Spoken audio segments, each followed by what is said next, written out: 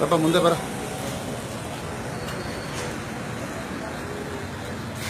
ಈಗ ಕೊಟ್ಟರು ತಿನ್ಸ್ಕೊಳ್ಳಿ.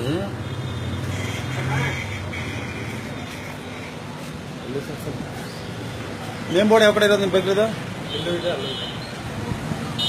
Name board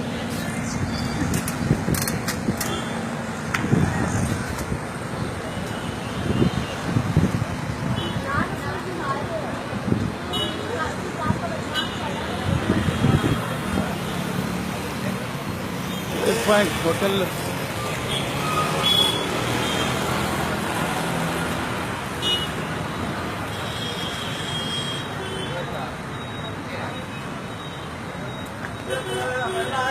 ಗುರು ಉಮಾಶಂಕರ್ ಅದೊಂದು ಚೂರು ಕವರ್ ಮಾಡ್ಬಿಡ. ಈಗ ಇದು ಅಂಗಡಿ ಸಮೇತ ಬಂದೈತಿ. ಅಲ್ಲೇ ಈ ಹುಡುಗರ ಜೊತೆ ಸೇರಿಸಿ ಕೇಕು ಅಷ್ಟೇ. ಈಗ ಹೊರಗಡೆಯಿಂದ ಅದೇ ಅಂಗಡಿಯಿಂದ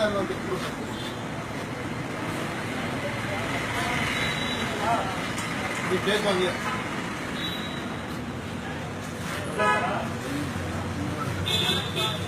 ಇಲ್ಲಿ ಓಪನ್ ಮಾಡಿ ತೋರಿಸಿರ್ತೀನಿ ಬಿಡು. ಇದೇ ಕೇಕು ನಾನೇ ಓಪನ್ ಮಾಡ್ತೀನಿ. ಇದನ್ನ ಇಲ್ಲಿ ಹೇಗಿದೆ ಅಂತ ಹುಳಗಳು ಮೊಟ್ಟೆಗಳು ಇಲ್ಲಿ ಹುಳಗಳು ಓಡಾಡ್ತಿದೆ ನೋಡಿ. ಇಲ್ಲಿ ಮೊಟ್ಟೆಗಳು ಎಲ್ಲ ಅಲ್ಲಿದೆ ಕೇಕ್ದು.